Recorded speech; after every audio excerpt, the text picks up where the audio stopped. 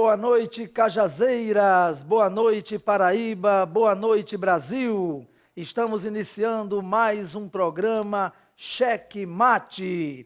Hoje com um tema muito importante. Hoje vamos tratar sobre desarmamento.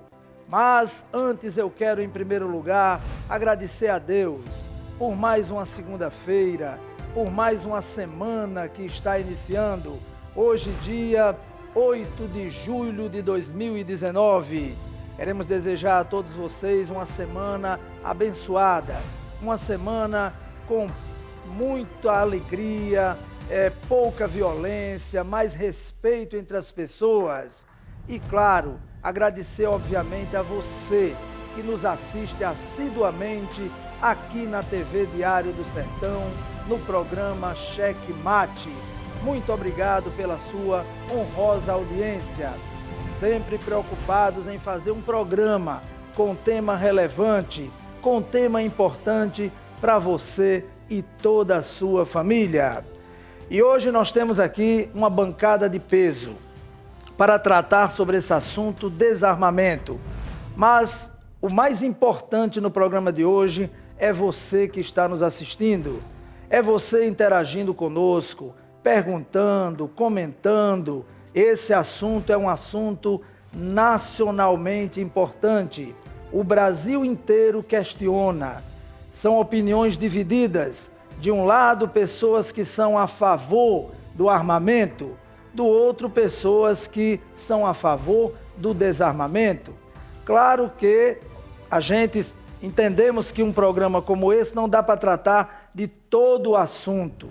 É um assunto vasto, mas nós vamos tentar, com a sua ajuda, chegar exatamente naquilo que você está precisando saber, aquilo que você realmente tem dúvida, e a hora é essa de você perguntar. Então comece a participar, comece a compartilhar, participar através do WhatsApp 839-8653-1759. Participar também através do Facebook do programa Cheque Mate, Fernando Antônio Cheque Mate. Também o Facebook da TV Diário do Sertão. Também através dos links, né? O link tvdiariodosertão.com.br e você que está assistindo pela Netline HD TV Canal 3. Muito obrigado pela audiência. Pode começar a compartilhar e a participar a partir de agora. Bem, por questão de hierarquia, né? Obviamente,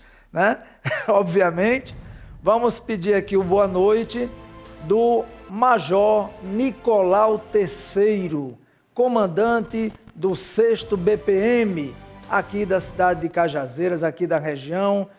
Major Terceiro, muito obrigado pela presença, uma honra receber o senhor aqui no programa Cheque Mate pela primeira vez, mas a primeira de muitas, com certeza. Seu boa noite. Boa noite a você, Fernando. Boa noite a doutor Léo. Boa noite a doutor Pablo.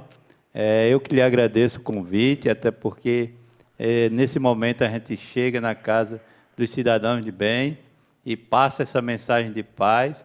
E aqui eu brinco que não, você falou na hierarquia, mas nessa bancada aqui não tem hierarquia. Nós estamos no mesmo patamar de igual pensamento, ou em alguns momentos a gente vai divergir, faz parte da nossa natureza humana, mas, como você mesmo falou, é um tema muito palpitante, a gente precisa esclarecer e que a sociedade encare isso como uma coisa não, vamos dizer, com um bicho-papão, né?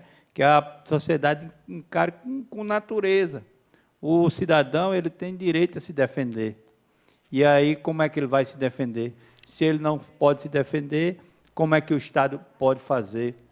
E aí a gente traz aqui os aspectos policiais, onde eu tenho uma vivência de 24 anos, a gente já passou por todo um normativo que a cada tempo vai mudando, e aí a gente vai vendo a necessidade e até onde a gente pode permitir o uso da arma, e como também a gente vai fazer para que seja, vamos dizer, que seja combatido a ilegalidade. O Brasil precisa aprender a punir.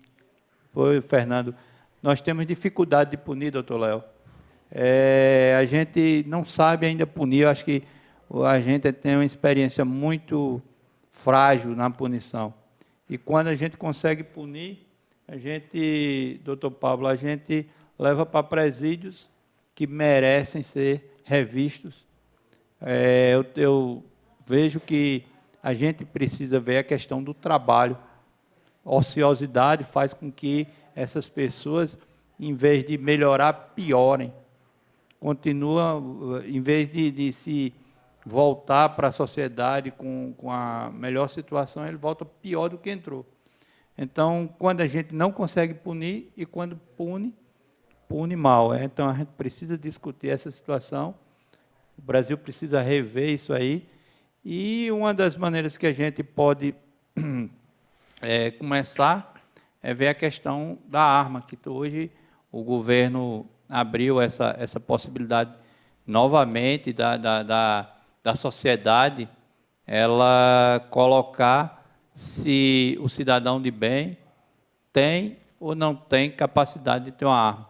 Historicamente, a gente, nos primórdios, vou fazer 45 anos de idade, e a gente sabia que o cidadão de bem sempre teve a arma dentro de casa. Sempre teve. Em alguns momentos, era até comum as famílias ter uma arma para se defender, até porque a gente já teve até um contingente muito menor de polícias, e aí, algumas vezes, a sociedade se defendia quando havia os próprios bandos de Lampião, invadiu a cidade de Mossoró, e a gente sabe que a história, Lampião foi rechaçado, e ali não existia só uma força policial. Naquele tempo existia as cidades que tinha o cidadão de bem, o cidadão se formava e rechaçava. Está certo que, ressalvadas as proporções, hoje nós temos um Estado mais forte, um Estado mais atuante, hoje nós temos uma justiça mais forte, nós temos o Ministério Público, e esse conjunto de atores nos tem que dar uma proteção melhor do que nós tínhamos antigamente. Muito bem. O senhor, na sua fala, já deixou aí um bocado de coisas que nós podemos discutir aqui durante o programa, né? Agora eu vou pedir o boa noite de outra pessoa que está pela primeira vez no programa Cheque Mate, tá? Mas também reforço em dizer que é a primeira de muitas, né? Então, doutor Pablo Leitão, médico, o seu boa noite para todos os telespectadores e obrigado pela presença. Bem, boa noite. Gostaria de agradecer, Fernando, pelo convite, de estarmos aqui nesse debate com pessoas de mais alto nível intelectual, Major Terceiro, doutor Léo, e um tema que nos últimos tempos, aí, digo, nos últimos 2, 3 anos, tem ganho no Brasil uma notoriedade imensa e realmente os ânimos ficaram exaltados nos debates quando se trata dessa questão do desarmamento, uma narrativa que veio, digo, desde 2002 ou talvez 98 para cá, de que o problema é a arma e não de quem possui, né, de tirar as armas de cidadão de bem, conseguir construir como um discurso como se a questão o fato, né, de ter mais livros, que o pessoal diz, como se fosse combater violência. A gente sabe o que é que quer dizer a dialética, que é para a questão de ter mais educação, óbvio que a gente tem que ter mais educação, mas quando um país está afundado na criminalidade do jeito que está, nós temos que ter o direito inalienável à defesa do cidadão. Então, isso não se pode tirar do cidadão de bem poder defender a si e sua família. Isso, jamais, eu creio que a gente não deva nunca perder isso, né? E vamos ter um debate onde espero que o Major Terceira, que já abriu muito o leque aqui em relação à segurança, porte, posse, questão do CAC, as medidas provisórias que o governo federal editou agora, por último, né? E vamos ao bom debate. Muito bem. Ele já tem carteira assinada aqui no programa, né? Ele tem um contrato com o Cheque Mate que, por ano, ele tem que estar aqui pelo menos umas 6 vezes. 3 no primeiro semestre e 3 no segundo, tá? Então já é de casa, já se sente realmente em casa. O seu boa noite, doutor Léo Abreu, psiquiatra, uma pessoa também muito conceituada e que vai agregar, vai ajudar muito no debate de hoje. Doutor Léo, seu boa noite. Boa noite, você, Fernando. Blogueiro também. Boa noite. Boa noite aqui aos nossos amigos e parceiros desse debate na noite de hoje, o Major Terceiro, que eu tive o prazer de conhecê-lo há pouco. Doutor Pablo, meu colega e amigo, já conheço. Boa noite a todos os espectadores, boa noite à equipe que faz o Checkmate, a TV Diário. E é uma satisfação, mais uma vez, estar aqui para debater esse assunto que é importante. E antes de aprofundar no debate em si, como introdução, eu primeiro quero dizer que não sou especialista em segurança pública, né? A nossa autoridade aqui é o Major. Sou médico e lido com violência, acredito que é exemplo do colega doutor Pablo. Nós lidamos com violência urbana, ou violência de uma forma geral, como profissionais de saúde, exatamente atendendo pessoas vítimas de ferimentos por arma de fogo, né? E como psiquiatra, que é uma outra especialidade médica minha, além da ortopedia, costumo tratar pessoas que também sofrem com problemas emocionais em decorrência dessa violência. Então, estresse pós-trauma, transtornos de ansiedade e depressão em decorrência de violências que sofreram, e, inclusive, profissionais da segurança pública que tenham tido oportunidade de tratar, policiais, inclusive, que padecem de problemas emocionais também em decorrência desse enfrentamento diário, né, constante da violência, que acaba respingando também nesses profissionais. Eu acho que o grande ponto assim, para a gente partir do debate é discutir um viés da seguinte interpretação. O instrumento, a arma de fogo, é um instrumento utilizado para a defesa de uma pessoa, uma defesa da sociedade, ou é um instrumento utilizado para matar? Pode ser que muita gente entenda que, no fim das contas, essas duas coisas signifiquem a mesma, mas não é. E eu fundamento isso usando um exemplo seu, numa das chamadas que você fez aqui do programa de hoje. Você fazia menção ao veículo, a um carro, como sendo um instrumento que pode ser utilizado para matar. E, de fato, é verdade. É indiscutível que o carro é utilizado como meio de transporte. Na vida moderna, praticamente não se imagina a possibilidade de a gente não ter veículos para transporte, para locomoção, para o trabalho, para viagem, etc. Mas se eu utilizo o veículo sob influência de álcool e droga, de forma irresponsável, dirigindo sem os critérios de segurança e alta velocidade, eu posso transformar esse instrumento que é de transporte em uma arma fatal e perigosa. E não é incomum, nós assistimos quase que diariamente pessoas utilizando veículos e atropelando, matando pessoas, portanto, usando como arma, né? Acho que não tem dúvida, todos nós não temos dúvida, de que a arma é um instrumento de trabalho dos profissionais de segurança, exemplo da Polícia Militar, Polícia Civil, Rodoviária, Federal, de pessoas que trabalham na área de segurança privada, né, de bancos, inclusive de repartições públicas, que têm terceirização de segurança com empresas privadas. Eles precisam desse instrumento para garantir a segurança patrimonial e a segurança da sociedade como um todo. Acho que não tem dúvida disso. Nós não temos dúvida também que esse mesmo instrumento na mão de um traficante de droga, de um miliciano, de um assaltante de banco, de um matador de aluguel, o nosso conhecido pistoleiro, não é um instrumento de defesa, e sim um instrumento que vai ferir, matar alguém. Então, não tem dúvida que esse instrumento na mão dessas pessoas, elas são condicionadas a esse outro viés, não defender e sim matar.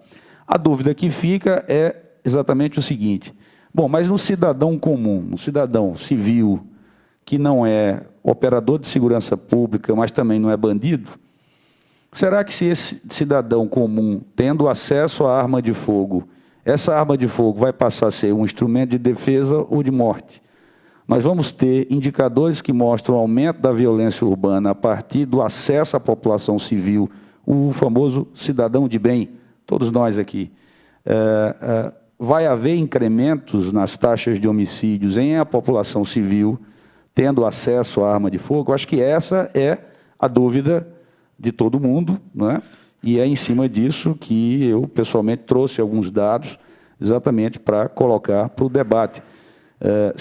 Embora tenha eu uma ideia e uma defesa pessoal a respeito de porte e posse, não sou especialista em segurança pública, como cidadão eu tenho minha opinião, mas para que também a gente coloque as coisas de uma forma que não leve, que infelizmente, ultimamente, nós temos levado tudo para discussão política, né? Então, se você é aliado do governo, a favor, você tem que obrigatoriamente defender a ideia de que tem que se ter dar porte, tem que se dar o posse. E se não, se você é adversário, tem que ser o inverso. Então, embora tenha eu, pessoalmente, minhas opiniões, eu procurei trazer dados concretos para que se coloque no debate e aí a própria população também emita a sua opinião e possa construir uma ideia a partir desses números. É isso que nós vamos apresentar daqui a pouco, na devida oportunidade. Mas muito obrigado pelo convite. Muito bem, já agradecendo aqui pessoas que já estão participando, assistindo o programa. Nós temos aqui o amigo Tico Abreu, Cavaleiro da Esperança. Boa noite, obrigado pela audiência. Temos aqui o George Pontes. Um abraço ao amigo Major Terceiro e outro ao nosso ilustre Dr. Pablo de Almeida Leitão, um abnegado patriota da nossa amada Cajazeiras, sempre preocupado com o bem-estar do nosso povo. Parabéns ao programa, muito obrigado. Deixar aqui em aberto que vocês podem, a qualquer momento, aproveitar a fala do outro, né? Quer falar, só pegar a vez e a gente vai acalorar ainda mais o debate. Eu vou servir até de um contraponto no programa, né? Tá certo? Em algumas coisas assim, não quero deixar bem claro, não que eu esteja dizendo que sou a favor ou contra, tá? Mas eu vou entrar num contraponto tentando, claro, tirar alguma coisa. Como já começo agora fazendo esse contraponto da seguinte forma, né? Veja bem, Major Nicolau III. Eu tenho aqui alguns pontos aqui para mostrar para vocês, uma pesquisa do IPEA, né? Jovens entre 15 e 29 anos são a parcela mais atingida pela violência. Só em 2017, 35 mil foram assassinados e também tem a questão da desigualdade. 75% das vítimas são negros. O assassinato de mulheres também vem crescendo, né? Quase 5 mil no ano da pesquisa. O Brasil bateu um triste recorde, 31,6%, 31,6 homicídios por 100 mil habitantes. Vejam bem o recorde, né? Essa taxa significa que 65.500 pessoas foram assassinadas no país no ano de 2017. Ou seja, bem depois do Estatuto do Desarmamento, que foi em 2003. Não é isso? De cada 10 assassinatos no país, 7 foram por arma de fogo. Tá certo? Eu pergunto aqui ao senhor Major Nicolau III, o senhor como militar, tá certo? O senhor como homem que tem a função de proteger, né? Na sua visão, o cidadão de bem, armado, ele é uma ajuda ou ele é um problema para a corporação Polícia Militar, tá certo? Levando em consideração que a gente também tem que ter muito cuidado com a palavra cidadão de bem, né? Por quê? Porque eu sou um cidadão de bem, até o momento que eu cometa um delito grave. Quando a gente comete um delito grave, juridicamente falando, já começa a se questionar a palavra cidadão de bem, né? Mas o senhor, como militar, como o senhor vê isso? O senhor vê o cidadão de bem armado uma ajuda ou uma ameaça dentro desses números que nós mostramos? Eu começo respondendo as suas indagações pelo final. A gente pode definir o que é cidadão de bem. Cidadão de bem é aquele camarada, não simples, é aquele camarada que cometeu um erro, seja ele um erro, como se diz, cometeu um crime. A gente pode dizer que um cidadão de bem é aquele que não utiliza o crime como meio de vida, porque praticar o crime, tem aqui os médicos, né, eles vão dizer que qualquer um de nós está passivo a praticar um crime. Não é da nossa natureza, não é da nossa vontade. A gente tem um embasamento, jurídico, tem um embasamento cultural, tem a questão familiar e tem a questão de Deus. A gente não pode esquecer nenhum dessas situações. Mas, diante dessas possibilidades, existe a situação do cidadão comum praticar um crime, seja de maneira dolosa ou culposa. E aqui, eu lembrando o doutor Léo Abreu, nós estamos diante de duas situações, que são as mortes violentas. O trânsito é quem mais mata. A gente vê que o trânsito é quem mais mata. Em segundo lugar, vem as mortes violentas como é que se diz? Com o uso de arma de fogo. Então, a gente tem essas duas vertentes. Isso. Então, voltando, o que você me pergunta, se o cidadão de bem é uma ajuda ou é vamos dizer, é uma ameaça? Eu acredito que o cidadão de bem nunca vai ser uma ameaça à polícia. Ele vai ser sempre uma ajuda à polícia. E se ele está disposto a colaborar a partir do momento que, se ele cometeu um crime e não quer viver da criminalidade, que a gente tem que aprender no Brasil, separar essas situações. Que é aquele camarada que comete um crime e aquele camarada que vive do crime. Acorda, vai cometer o crime, volta, e espera anoitecer para cometer o crime, vive do crime. Então, o Brasil tem que entender que essas pessoas têm que ser punidas, e punidas com severidade. Então, o cidadão de bem, a partir do momento que ele se prepare para ter uma arma, e volta aqui a analogia sempre é boa, né? Eu volto a fazer a analogia do veículo, como você já colocou bem, explicou. Se ele, uma vez, o cidadão decidiu ter arma dentro de casa, doutor Pablo sabe, doutor Léo, nem todo mundo está disposto a ter uma arma em casa. Não é verdade? Às vezes, ele vai procurar arma porque ele não se sente protegido, porque não tem polícia, porque o Estado é distante, que o que aconteceu nas circos vizinhas, na redondeza, está acontecendo muito crime, e leva o cidadão de bem a se armar. Porque, ora, eu pergunto, será que é necessário o cidadão se armar quando ele tem um Estado que lhe protege? E a gente sabe que o cidadão só vai procurar na iniciativa privada o que o poder público não lhe oferece. Então, se ele vê uma deficiência na educação, ele vai para a iniciativa privada, procura um colégio, uma escola privada. Na saúde também.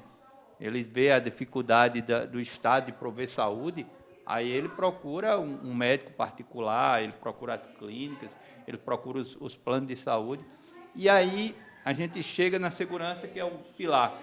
Saúde, educação e segurança.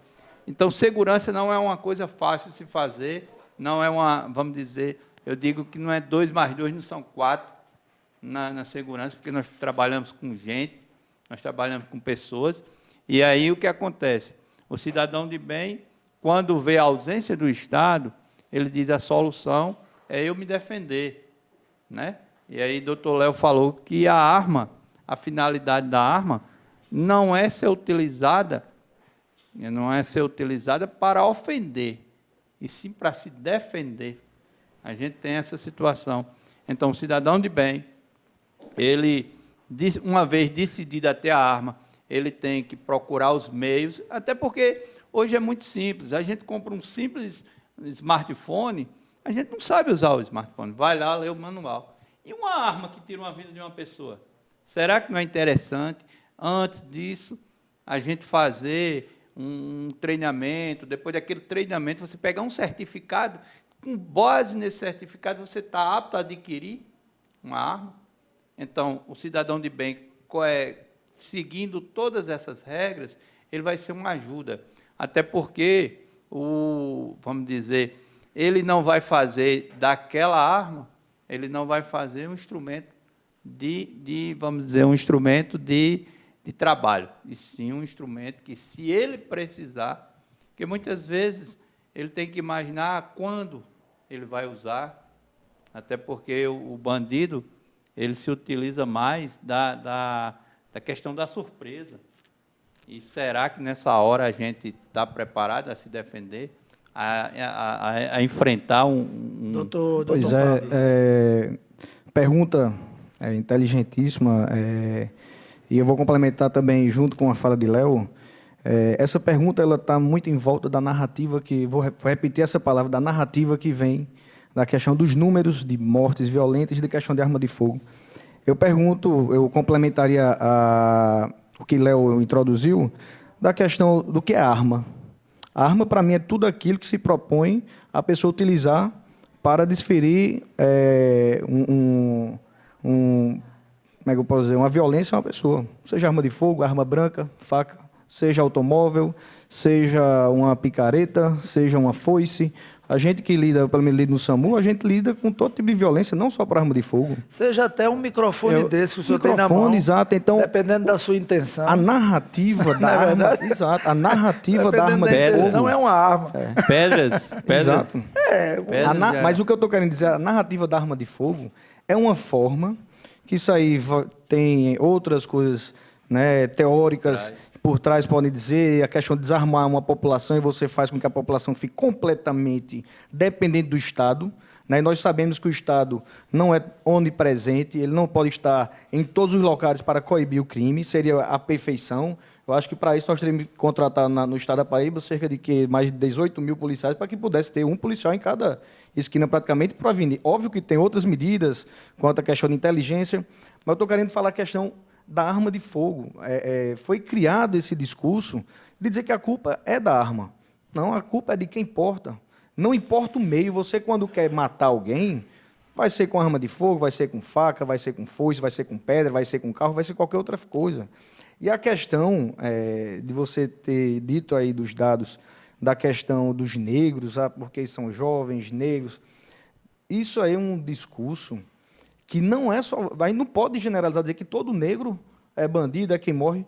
Simplesmente é o fato de ter uma quantidade, de terem acesso ao mundo das drogas e poder, geralmente, nos meios de menor renda, terem uma maior população e serem sujeitos mais a isso. Mas isso aí pega qualquer cor, qualquer pessoa está sujeito, tudo é questão do nível social, do que a pessoa tem acesso. Então, se a pessoa, independente da cor, tem acesso à educação, a segurança, ele não vai estar envolvido nisso. Mas, repito, questão da arma de fogo, a gente pega o Japão ele conseguiu fazer o Estatuto de Desarmamento. Nem por isso diminuiu as mortes violentas. Arma branca, eles utilizam. Se a gente for pegar dados aqui na América do Sul, dos países mais seguros, nós pegamos Uruguai e Paraguai. Uruguai em segundo, Paraguai em terceiro. Liberado posse de arma lá. Porte e posse de arma nesses países. E são muito mais seguros que o Brasil, que de 2003 para cá, né, subiu de 35 mil para 65 mil mortos ano. Então... adiantou alguma coisa o Estatuto de Desarmamento? O bandido ficou desarmado? Não. Foram os nossos pais que tinham para proteger a família, que tiveram que desenvolver. E eu vou só complementar uma coisa. O cidadão de bem, eu vou dar alguns dados. O que é que a gente pode dizer que é um cidadão de bem? Cidadão de bem é aquele, por exemplo, que tenha a posse, porte ou CAC, que é caçador, atirador e colecionador. Você tem que ter uma índole libada, você tem que ter todos os antecedentes criminais, Justiça Federal, Justiça Eleitoral, Justiça Estadual, sem antecedentes criminais, você tem que ter há mais de 25 anos, você tem que ter endereço fixo, você tem que ter emprego, tem que ter trabalho. Então, uma série de coisas para poder ser CAC, como eu faço parte, eu sou membro aqui do Clube de Tiro de Cajazeiras, um abraço para todos que estão assistindo aí. Faço parte, tive que passar por todos isso, além do curso de tiro, além do psicotécnico. Então, a pessoa de bem, ele passa por isso. Você acha que o marginal ele vai que quer matar alguma pessoa, ele vai passar por tudo isso para adquirir uma arma? Creio eu que não. Ele vai em algum canto, compra uma arma. Doutor Pablo, agora veja bem, só um minuto, Major, veja bem. Eu parto do seguinte princípio, eu já disse, eu tentarei ser um contraponto, né? Tentarei ser um contraponto, mas veja bem, levando em consideração que tudo que se passa para se adquirir uma arma, o Major foi muito feliz na colocação dele, e eu concordo plenamente. O Brasil não é um país que está acostumado a resolver os fins, ele resolve os meios. Sempre ficam as brechas, é aquela história que a gente já conhece muito bem, é você assistindo o Jornal Nacional, um prédio em São Paulo caiu, morreram 50 pessoas. Naquele momento, o Brasil vai resolver o meio, não é o fim. Ele vai fazer o quê? Vai levantar o que foi que houve, mas já sabia que o prédio ia cair. Havia indícios que o prédio ia cair, né? Muitos outros prédios irão cair, mas naquele momento o que acontece? Não, nós vamos fazer uma fiscalização, nós vamos agora botar as leis, todos os prédios vai acontecer. 6 meses, 8 meses depois, ninguém fala mais nisso e outro prédio vai cair, né? Tá certo? Ainda voltando no exemplo do carro.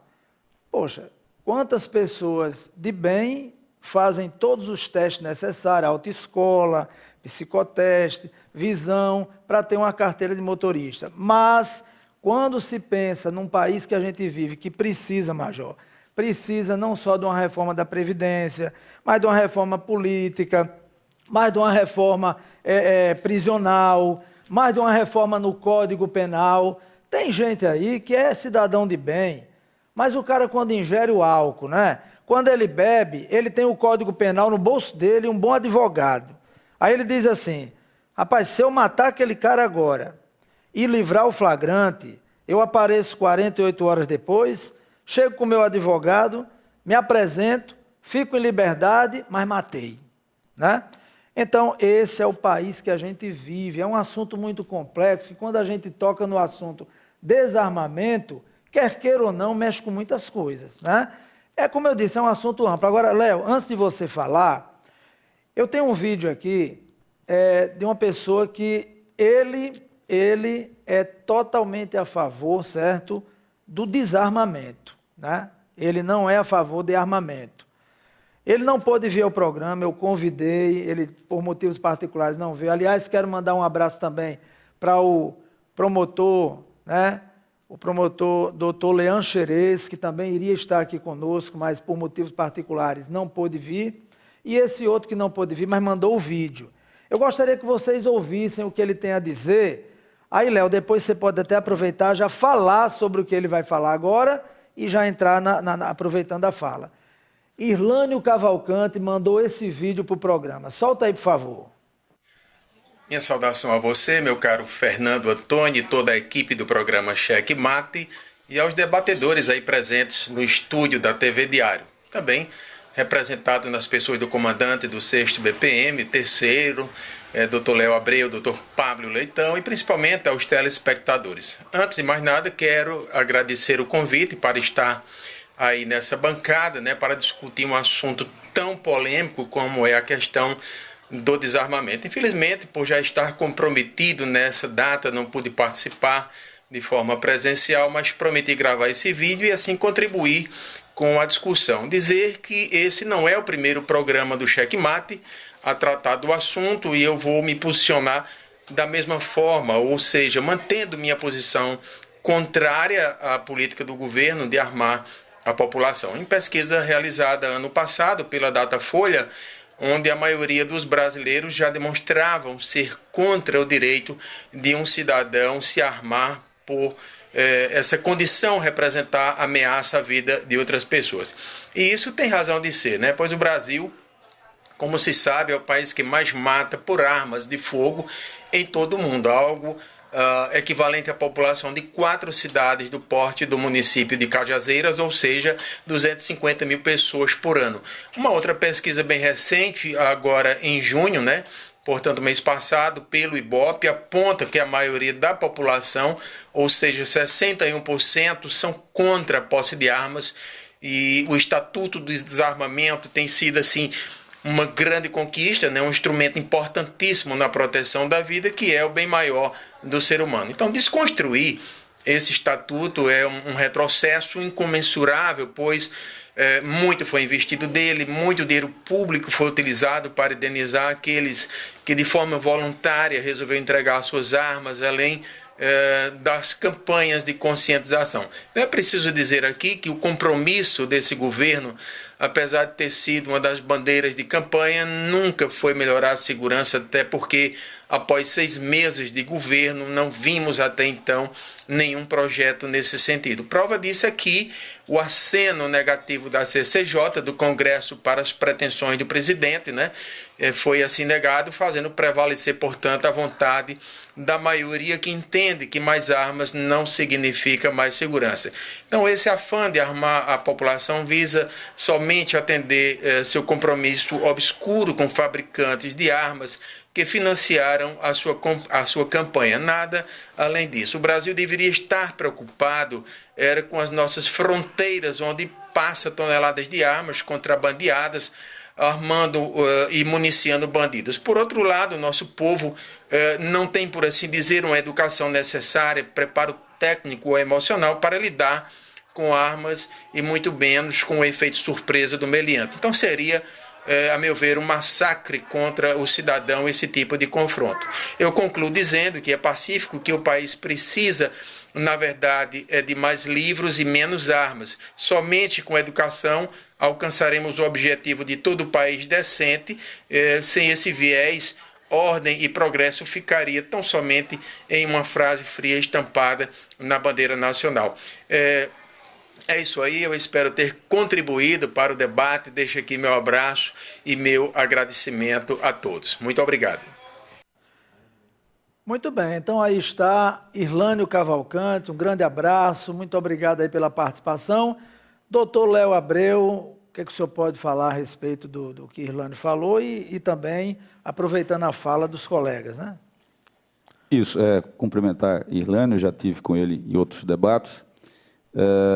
Eu, como disse, nós precisamos apresentar dados concretos para, a partir daí, nós podemos, de forma madura, interpretar e poder construir um entendimento sobre a opinião.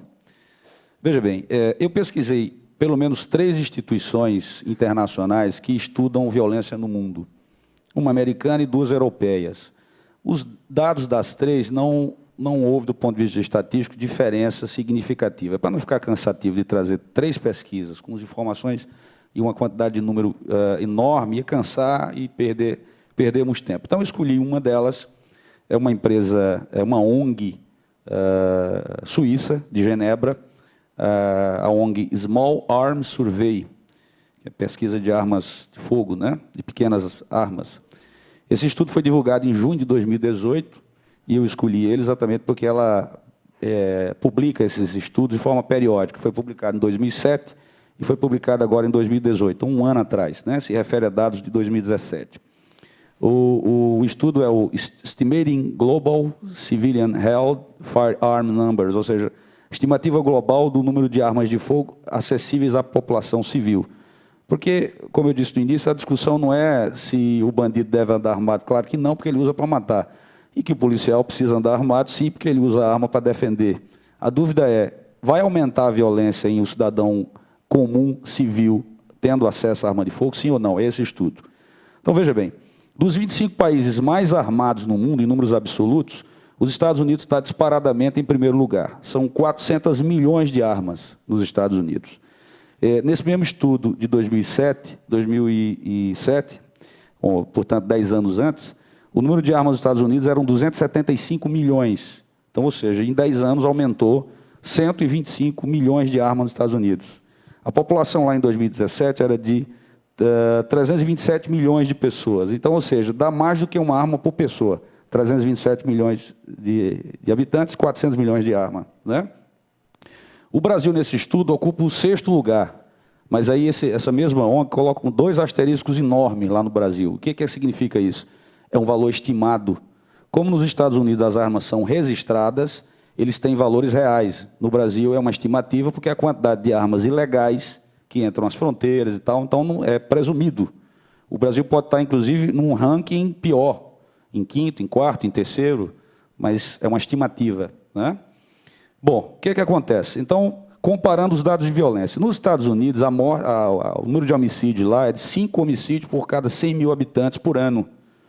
De 2007 a 2017, praticamente não houve mudança.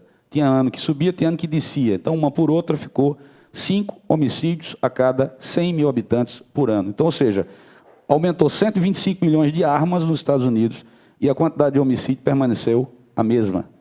No Brasil, a quantidade da taxa, em 2017, era de 30 homicídios por cada 100 mil habitantes por ano. Ou seja, 6 vezes mais homicídios do Brasil do que nos Estados Unidos. Esse ranking já está em 31 ponto alguma coisa, você acabou de nos dizer agora. Isso. Bom, dos 25 países, portanto, com maior número de armas, que está incluído aí os Estados Unidos em primeiro, o Brasil em sexto, 10 desses países têm uma taxa de homicídio de 1 ou menos homicídio por 100 mil habitantes por ano. Outros 12 países desses 25 têm uma taxa de homicídio de 1 a 4 homicídios a cada 100 mil habitantes por ano. E desses todos, o único que tinha disparadamente, que é um país que tem muita arma e que também mata muito, é o Iraque. Mata 10 pessoas por cada 100 mil habitantes por ano. O Iraque, nós todos sabemos que é um país que vive em guerra, desde a invasão dos Estados Unidos, a queda de Saddam. É um país que tem disputa por etnias entre xiitas, sunitas, curdos. Então, é um país em guerra, é indiscutível. E mata-se 10 pessoas por 100 mil habitantes por ano. O Brasil é 30, somos 3 vezes mais do que o Iraque. Então, essa é o estudo apresentado. Bom, dos 25 países com maior taxa de homicídios, nós estamos falando dos 25 países com maior quantidade de armas. Dos 25 países com maior quantidade de homicídios, os 3 primeiros lugares são Honduras, El Salvador e Venezuela. O que é que os 3 têm em comum? Lá é proibido o cidadão civil andar armado. A legislação de acesso à arma de fogo é restritíssima. Você não consegue, por vias legais, ter uma arma de fogo, cidadão civil, né? Essa é a característica entre esses países, certo? E nós vimos, inclusive, um relatório recente da ONU que mostrou a quantidade de mortes sumárias de milícias e pessoas ligadas ao governo de lá, né? Promovendo verdadeiras chacinas da população. Muito bem, isso em relação ao mapa de violência, não é? Em relação ao porte de arma, eu vi aqui 2 estudos. Um da Rand Corporation, é uma entidade americana com sede nos Estados Unidos, é ligada à indústria de armas, e outra de um professor que mora aqui no Brasil, chamado Júlio Jacob. Ele é um argentino de origem judia, ele é polonês, mora aqui no Brasil e pesquisa violência urbana desde 1990. O que é que a Rand Corporation e o doutor professor Júlio Jacob nos apresenta? Que se você anda armado, você tem de 60% a 70% de chance a mais de ser morto caso seja assaltado. E isso, inclusive, é um dado que leva as pessoas que defendem o desarmamento a apresentar como justificativo. Se você estiver armado, vai aumentar em 70% a chance de você ser morto se for assaltado. Mas aí cabe uma interpretação. E aqui eu quero entrar um parênteses rapidinho para contar uma piada que vai nos entender o que é que significa esse estudo. Há uns anos atrás, eu estava na casa com meu pai, chegou um compadre dele, um cidadão humilde da zona rural, mas muito engraçado, e ele dizendo: doutor, esse ano a seca dizimou metade do meu gado. Meu pai disse: papai, foi mesmo, foi. Metade do gado foi dizimado. Eu tinha 2 vacas e uma morreu. Então, é isso que os dados precisam ser ditos. Veja bem, Portugal... 50%. Isso, mas 50% de quê? E é isso que eu quero discutir aqui. Veja bem, Portugal é o 4º país mais seguro do mundo. Lá em 2017 ocorreram 82 assassinatos. Um país de 10 milhões e 300 mil. Mas você dividindo aqui, nessa regra de dividir por proporção de 100 mil habitantes, são 0,82 assassinatos por 100 mil habitantes. Lembra? Iraque 10, Estados Unidos 5, Brasil 30. 31, né? Dados atualizados.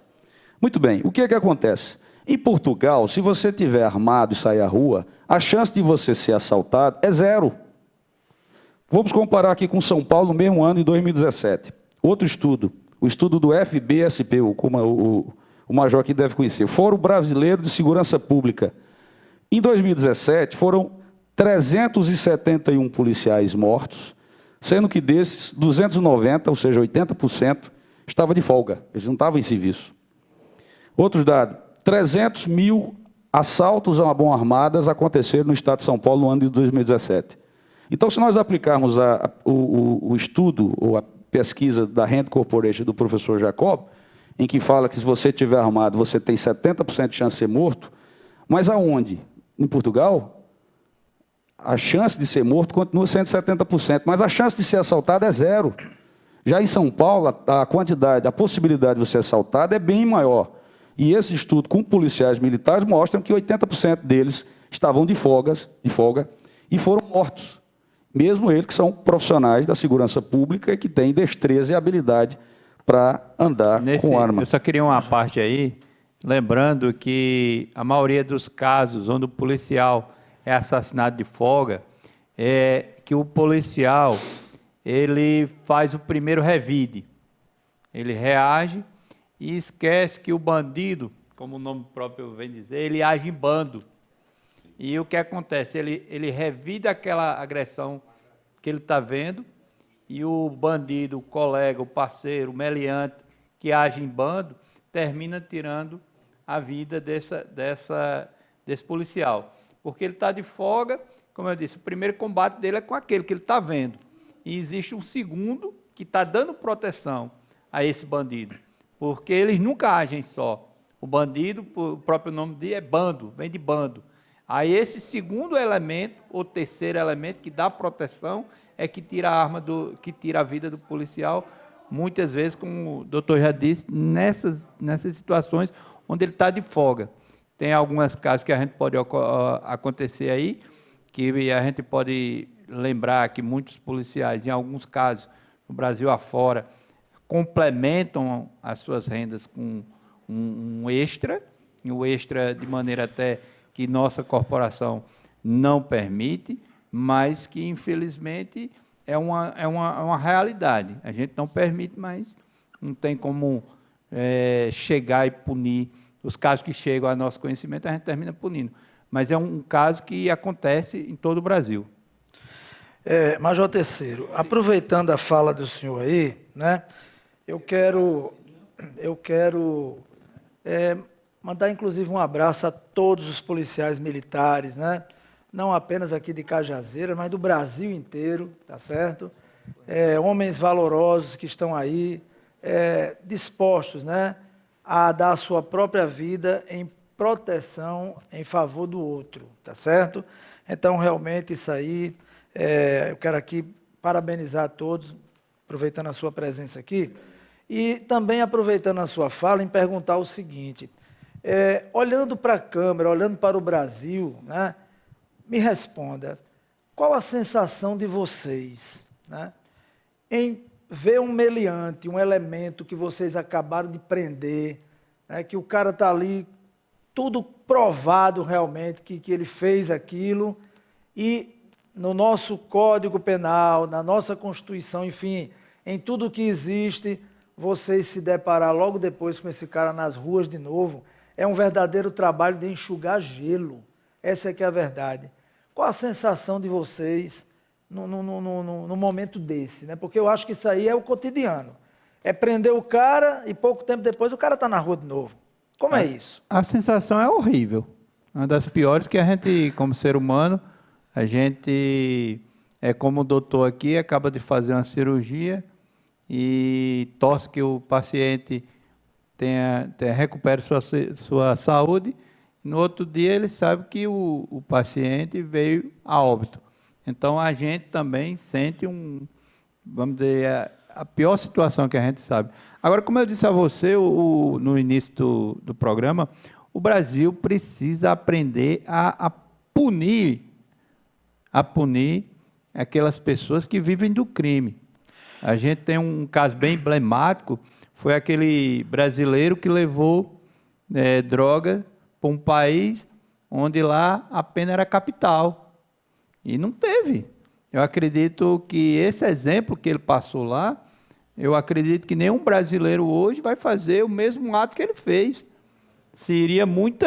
O vamos país dizer, que o senhor está se referindo é a Indonésia. a Indonésia, né? é o caso que inclusive, um país... o nosso presidente Jair Bolsonaro até lamentou que aquele cidadão que estava no avião não tivesse feito isso lá, né? Eu acho que ele já fez isso, eu acho que ele já fez. Ele já sabia que para a Indonésia ele ia ter a pena capital e procurou outros países. Então, a gente precisa, como você perguntou aí, parar de enxugar gelo. A gente precisa dar uma prestação de serviço melhor à população, porque a partir do momento que a gente fica trabalhando com o mesmo elemento, a gente deixa de agir em outras áreas. A polícia militar, ela é uma polícia preventiva, mas ela tem outras funções que podem estar presentes. Nós, por sermos tão abrangentes, nós temos um hospital lá em João Pessoa, nós temos um colégio militar. Então, se nós tivéssemos uma sociedade mais tranquila, a polícia militar poderia agir em outros setores, né? Eu sei que a nossa função primordial é a segurança pública, não tem como você correr atrás, mas nós podíamos, num momento, produzir coisas até além da nossa segurança. Então, como você me perguntou, o sentimento é de frustração, o sentimento é obrigado que a gente esteja motivado diariamente, que a motivação, como você falou aí, e aqui eu peço uma salva de palmas para todos os policiais militares e todos os todos os policiais, não só militares, civis, os policiais civis, como um todo, PRF, que a gente passa nos postos rodoviários, lá de madrugada. Polícia rodoviária, cada exatamente. um na sua competência, né? A gente entende que a gente se completa, a Polícia Civil de um lado com sua missão, a Polícia Militar com a sua, a PRF, e nada, um não interfere no outro, pelo contrário, a gente se completa. Então, eu acho que é uma das profissões que é fácil, né, falar que a gente puxa sardinha, né, mas é uma das profissões mais difíceis, e hoje nós estamos vivendo, eu nos meus 24 anos de polícia, eu nunca imaginava, doutor Pablo, que a droga ela chegasse a nível que chegou. A gente assistia muita coisa ali do Rio de Janeiro, mas nunca imaginava que ela ia subir um pouco ao Nordeste aqui, e a gente viver essa situação. Major Terceiro, eu quero entrar aqui no assunto que acho que é de suma importância a gente discutir isso aqui e debater mesmo, e falar os pontos, né? Que é a questão da posse e do porte da arma de fogo, né?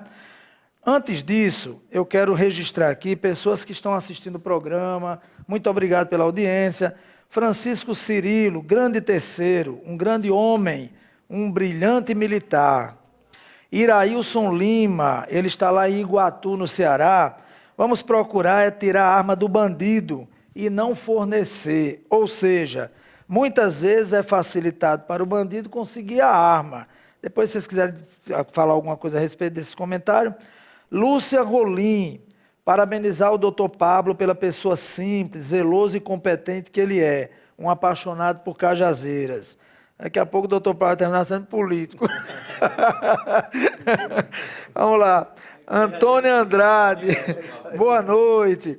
Ribeiro, olha só. Boa noite aos participantes e internautas. Vários órgãos de relevância e credibilidade no mundo todo já demonstrou que nos países onde a população tem mais armas, o índice de crimes violentos diminuiu. Olha o que ele está dizendo aqui. Francisco Cirilo, grande terceiro, um grande homem, muito bem. Ribeiro novamente. Os últimos decretos do presidente visam garantir ao cidadão que atenda aos requisitos o direito a ter sua arma para sua defesa da família e seu patrimônio. Não está obrigando a ter. A arma de fogo é o único instrumento capaz de nivelar as forças entre vítima e agressor. Muito bem. Então, alguns recados que eu estou lendo aqui, tem muitos, né? Mas eu quero também dar prosseguimento aqui. Muito bem. Doutor Pablo, eu queria falar com o senhor a respeito da questão da posse de arma de fogo, né? O que vem a ser a posse, que inclusive o presidente Jair Bolsonaro liberou, né? A questão da posse. É você ter sua arma de fogo para você proteger, né? a sua residência, o seu estabelecimento comercial, a sua empresa, enfim, desde que você seja o titular, né, dessa empresa, e, obviamente, você com todos os requisitos legal, tá certo, para você poder ter essa arma. Posse de arma quer dizer que você só pode ter essa arma naquele local, né? Inclusive agora o Senado, ele liberou que na questão do agricultor, do homem do campo, rural, ele agora pode, que antigamente não podia, ele só podia ter a posse ali no local onde ele mora. Agora não, ele pode ter dentro de todo o parâmetro ali da propriedade dele, né? Propriedade dele. Então, eu queria que o senhor falasse sobre essa questão da posse, os outros aí podem também aproveitar a fala, e eu já jogo aqui o seguinte comentário. Veja só, tem aquela questão do cofre, né? Mas eu disse que ia ser um contraponto, porque faltou o contraponto. Então, eu estou tentando ser esse contraponto. Eu quero dizer o seguinte, na questão da posse da arma de fogo, né? A pessoa responsável pela arma tem que ter a arma num cofre, ou num lugar seguro por causa de criança, né? Mas quando a gente envolve, como já foi falado aqui, a questão da droga, a questão da bebida, né?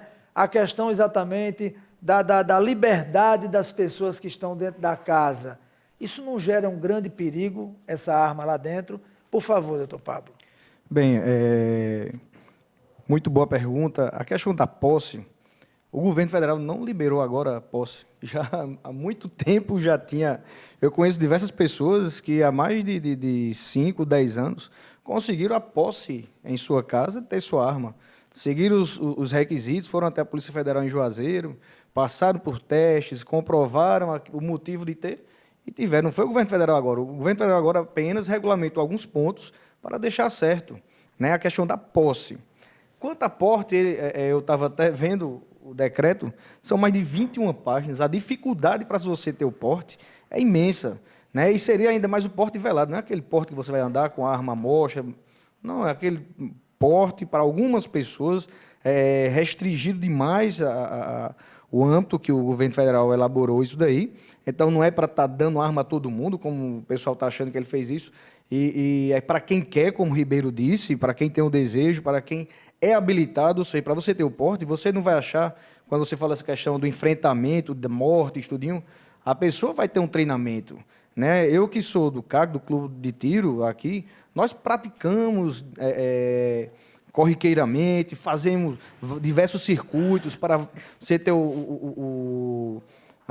você tirar rápido a arma. Então, assim, são uma série de coisas. E só voltando a alguma coisa que a Irlane falou, até mandar um abraço para ele, o que ele disse, o Léo acabou de comprovar aqui, que o desarmamento, ao contrário, foi um fracasso total. Se você dissesse que era um sucesso de 35 mil mortes, né, que teve em 2003, era para ter caído. Como é que você praticamente duplica a quantidade de mortes violentas? E a gente tem que pegar números, né, nós temos que ser responsáveis assim, para pegar números reais, não dá, não sei, 250 mil por ano mortes violentas por arma de fogo, não existe esse número, né? Seriam de arma de fogo 65, até ano passado, se não me engano, foi 63, ainda está por vir. A questão dos países, a Suíça, se a gente for pegar proporcionalmente, a Suíça existe praticamente uma arma para cada cidadão. Você que vai servir, tanto uma mulher, quando entra no exército suíço, você ganha um rifle lá, você ganha uma arma. Então, qual é o nível de violência? Qual é o nível de mortes na Suíça que a gente vê? Eu não vejo menos de um. Então, assim, toda essa narrativa, todo esse discurso que se diz, e outra, eu não tenho um preconceito contra o brasileiro, dizer que o brasileiro não é preparado. Então, você está dizendo que o Paraguai é mais preparado do que o brasileiro, o Uruguai é mais preparado que o brasileiro, o iraquiano é mais preparado que o brasileiro? Que é isso? Que preconceito é esse com o povo brasileiro? Eu acredito no meu povo e eu tenho a certeza que a gente pode conseguir ter o mínimo direito à defesa. E outra coisa, eu sei que confundiu muito a cabeça a questão do governo federal, dizer que o governo está querendo armar a questão de segurança. Eu não sei quem é que acha que a arma, que essa medida, é uma medida de segurança pública. Eu não vejo... Alguém acha que essa questão de liberação de porte de arma, posse de arma, é uma questão de segurança pública? Em nenhum momento o governo federal disse que seria uma medida de segurança pública, mas o direito do cidadão, daquele que quiser se defender a si e a sua família, ele possa assim fazer. Estados Unidos é desse jeito, Suíça, diversos países da Europa. Nós temos, óbvio, a Inglaterra, que não é um país armamentista, mas ele tem uma polícia, que é a Scotland Yard, que é uma das principais do mundo, que tem sistema de inteligência importantíssimo. E aí você tem que lembrar que a Scotland Yard, ela, em muito tempo, o policial nem andava armado. Ele andava simplesmente com cacetete. Quer dizer, eu acho que quanto mais leis frágeis, é que precisa-se de arma. Então, quando nós tivermos leis rígidas, leis fortes, aí a gente vai abrir a mão da arma. Então, o que acontece? A sociedade, como você falou aí, uma Inglaterra da vida, ela sabe punir, né? A gente vê até pequenos, menores, indo para a cadeia. Aqui nós temos todo um pensamento de proteger o menor e termina, muitas vezes, aquela proteção se virando contra nós mesmos. O bandido utiliza aquela proteção, aquela menoridade. Ele utiliza como um soldado do crime. E está certo, eles são pessoas que estão vulneráveis, mas se nós soubéssemos punir, a gente teria uma situação melhor, que talvez a gente não tivesse nem a necessidade das armas. Só complementando, essa questão, quando o governo federal lançou essas... Nós temos a medida do pacote anticrime de Sérgio Moro, que endurece bastante alguns tipos de crimes, principalmente crimes violentos, a questão de porte de droga, uma série de coisas que pode estar no poder do governo federal, ele não pode intervir em outros que são constitucionais, que o Congresso é que tem que estar intervindo, né? Mas que, eu, pelo menos é uma opinião minha, eu sou a favor de, em um momento, você tendo essa liberação, essa questão de posse e porte, as leis sejam muito mais rígidas, muito mais duras, para aquele que se considera cidadão de bem cometer um crime, tá certo, passional, que não briga de trânsito, ou seja, hoje vamos dizer que seja tantos anos, mas se for uma pessoa que tiver porte e cometer um crime banal de trânsito, que seja triplicado, quadruplicado, seja, sabe, bem para que tenha direito, entendeu? Que você seja rígido. Nossas leis são muito coniventes. Eu acho que a grande questionamento aqui é exatamente o que eu disse no início, é essa discussão se a população civil, tendo acesso à arma, as estatísticas de violência aumentam e não aumenta. Nos países mais violentos, as leis de acesso à população à arma de fogo são mais rígidas. Né? Eu acho que ficou claro. Em relação ao posse de arma, aqui eu vi alguns estudos da Sociedade Americana de Pediatria que mostra, por exemplo, um aumento do número de acidentes em casas que possuam uma arma. Há um aumento disso, sim. Léo, me perdoe atrapalhar você, e já atrapalhando, você volta já com esse raciocínio, né? Porque eu tenho que fazer isso aqui agora, mas já você volta. Atenção, segura aí na audiência, que Léo vai continuar com a fala dele. Eu quero falar com você agora sobre você que quer se alimentar bem, né? Você que quer procurar um lugar à altura para você levar a sua família, para você realmente almoçar bem e com a comida variada, uma comida realmente de primeira qualidade. Eu estou falando do restaurante Panela de Barro. Vejam só, o restaurante Panela de Barro, como vocês vão ver aí, essas comidas aí com acompanhamento nutricional, o ambiente muito bom, ambiente realmente familiar. Lá você vai se sentir em casa, o Moá, a Lúcia, eles vão receber você como você merece. E no restaurante Panela de Barro, é como eu digo sempre, né? Você vai chegar e vai ficar assim, até confuso com o que vai comer, porque a variedade realmente é muito grande, tá certo? Você pode, inclusive, também, além de almoçar, marcar para fazer eventos à noite, recepções, reuniões de empresas. É só fazer sua reserva que vai estar tudo pronto à altura para lhe receber, ok? Então, lugar para comer bem em Cajazeiras não tem outro. É o restaurante Panela de Barro, ok? Aqui em Cajazeiras, viu, gente?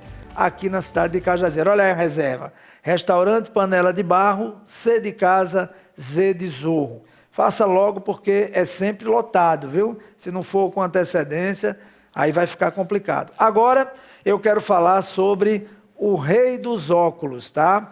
É o lugar realmente onde você que está procurando comprar o seu óculos, lá você vai ter promoções toda semana, todo mês, e a Gil está aqui toda segunda-feira para falar sobre isso. E aí, Gil? Rei dos Óculos. Boa noite, Fernando. Boa noite a todos. Boa noite a todos que fazem parte da segurança pública, né? Um assunto que realmente é muito importante para todos, assim como é a sua visão, né?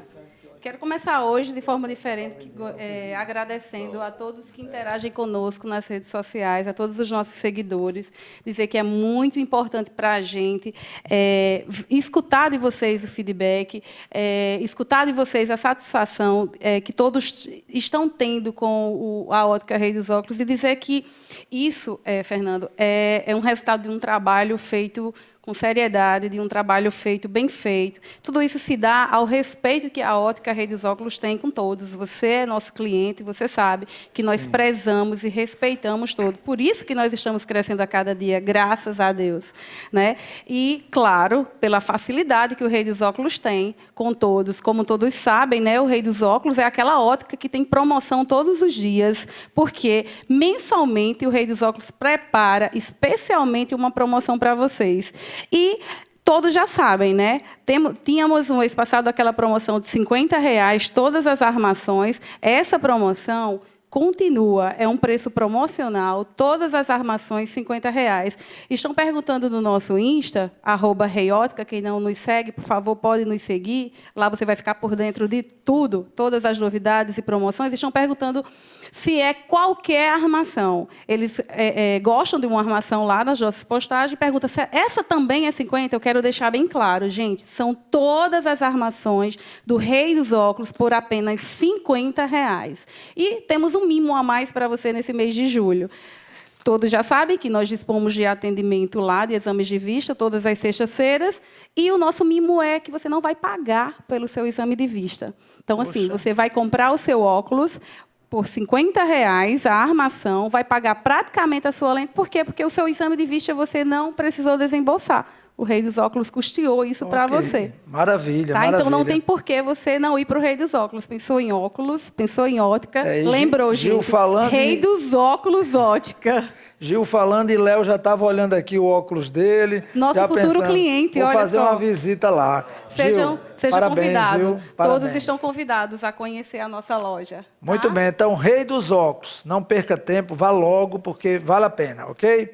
Léo, agora continua você aí, tá? Com a sua fala, me perdoe. Não, pode continuar agora. Sem problema. Eu estava falando sobre estudos que mostram a questão do aumento da violência doméstica, por exemplo, casos de feminicídio, né? Há um aumento de feminicídio em casas que possuem arma, há um aumento de acidentes domésticos com crianças, em casas que têm arma. Mas esses mesmos estudos que eu vi, eles não diferenciam, por exemplo, se esse aumento do feminicídio ocorre em casas que tenham arma, mas que seja uma arma legalmente registrada, porque essa é a falha do estudo, não é? Quer dizer, será que a pessoa, o homem que comete feminicídio, que deve já vir no histórico de agressão à mulher, ele não vai continuar agredindo a mulher em o fato de não ter arma em casa? Ele não vai continuar espancando, ou usando de uma arma branca para poder matar, ou usando uma arma ilegal?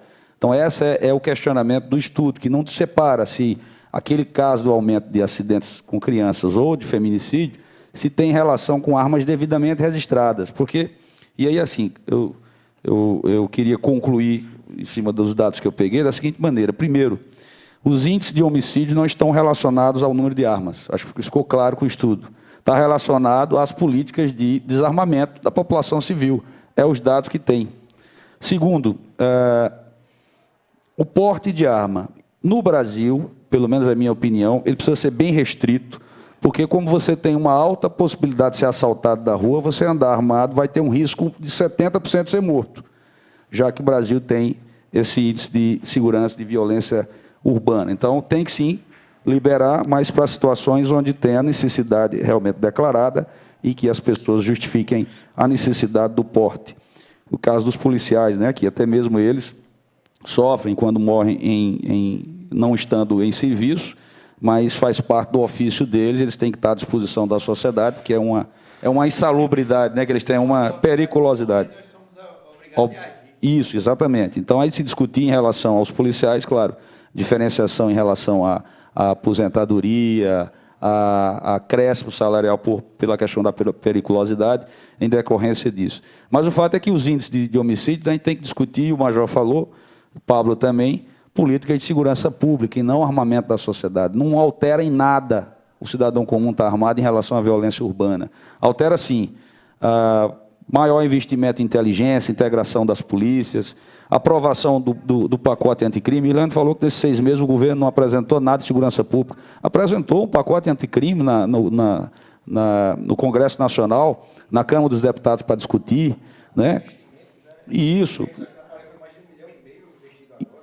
então, assim, nós temos que trabalhar e pensar bem em segurança pública, inteligência das polícias e uma legislação dura. O Major também lembrou aqui, vai traficar droga lá na Indonésia para ver, né? Então, é aí que a gente resolve o problema da segurança pública, tá certo? Exato. E por último, em relação à posse de arma de fogo em casa, comunidades rurais, pessoas que justificam a necessidade, mesmo quem mora em área urbana, que tem uma casa em uma área localizada em um bairro extremamente perigoso, ele justifica isso, ele tem, a meu ver, o direito de ter, sim, desde que seja com boas antecedentes, formação, curso de tiro, psicotécnico, porque é melhor o cidadão ter uma arma e ter habilidade para manusear em casa e garantir a segurança sua, do que ele ter essa arma de forma ilegal, e tem acesso de ter ilegal, sem saber manusear, e é em cima disso que os acidentes acontecem. Exato. Essa questão do estudo que o Léo falou da Sociedade Americana de Pediatria, lá nos Estados Unidos não tem essa rigidez toda de que você tenha que ter arma em cofre e essas coisas. Então talvez possa ser mais acessível. Mas no Brasil, você pegar a legislação de posse de arma, você tem que ter o cofre em casa, né? Então, assim, já é e se por algum caso na fiscalização for pego e não tiver dentro do cofre, você pode ser punido e perder, inclusive. Eu que sou CAC, a minha arma tem que estar desmuniciada dentro do cofre. E, assim, se o Exército vier fiscalizar e eu estiver descumprindo, eu perco de cara aquilo dali, entendeu? Então, a legislação rígida, eu acho que é importante. A gente vê na zona rural, a polícia não tem como estar onipresente. A zona rural, o homem do campo, ele fica muito despreparado. A gente vê até no Congresso Brasileiro uma senadora que consegue mudar de opinião muito fácil, que é a senadora Cátia Abreu, não sei se vocês viram, ela disse, há 10 anos atrás, ela disse que criou os filhos dela com a arma, uma 12, embaixo do colchão, né, e conseguiu criar os filhos dela. Quando foi agora, por causa que é questão política, ela já disse que é contra a arma. Como para os outros serve, para ela serve e para os outros não serve. Entendeu? Então, como é que o homem do campo ele não vai poder ter direito a essa questão da arma de fogo?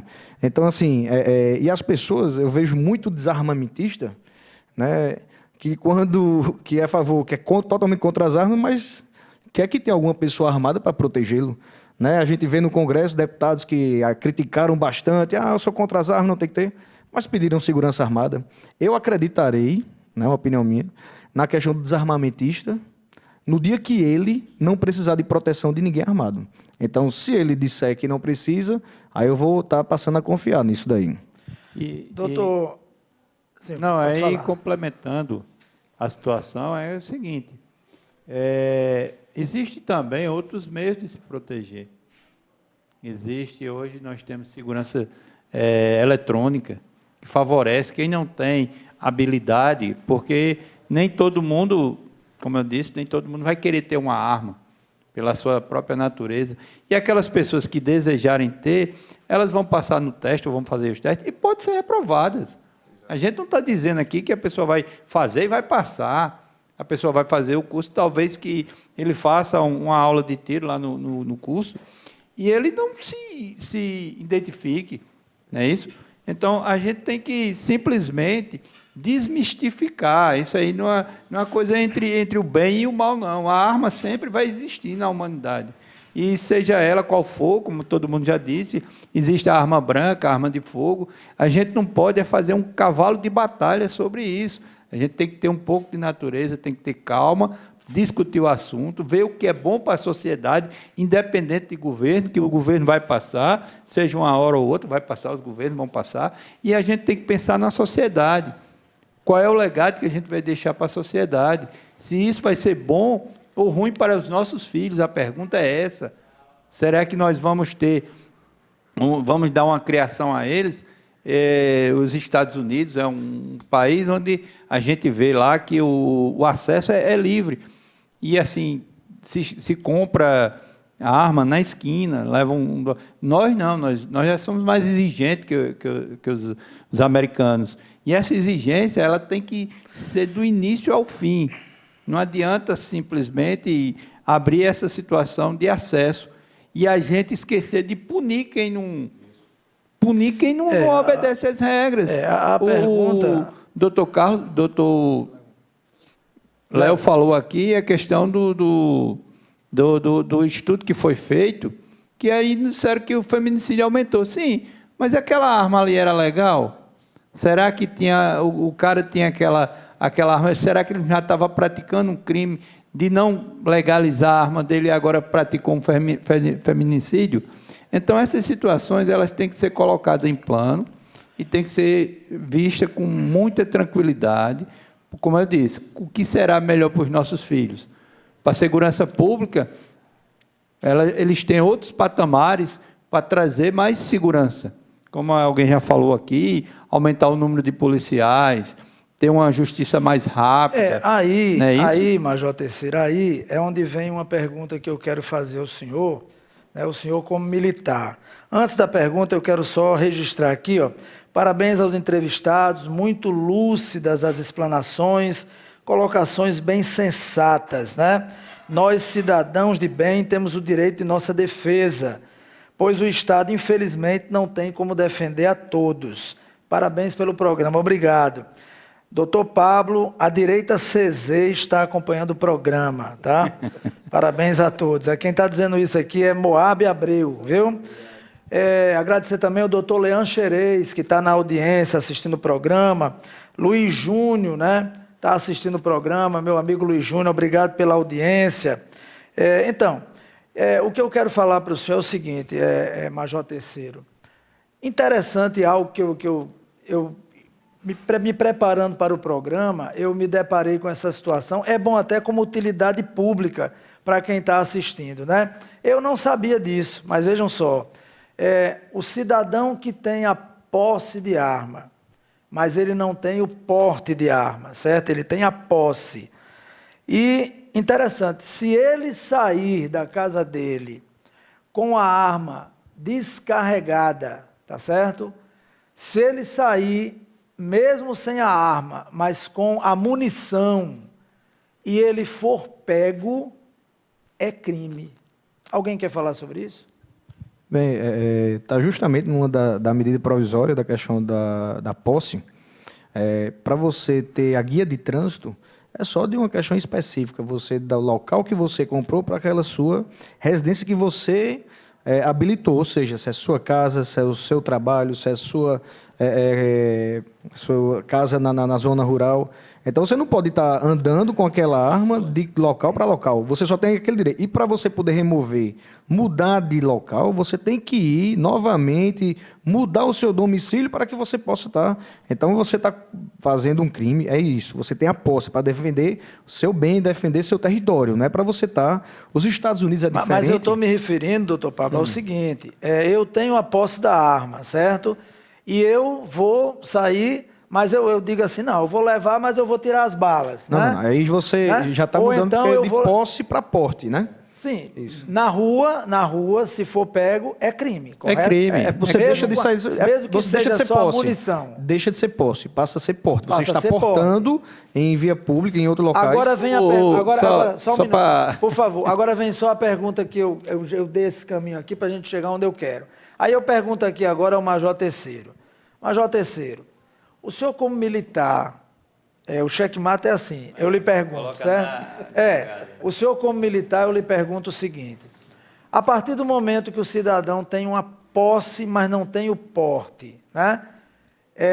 Ele tem aquele direito de defesa dentro do território dele. Por quê?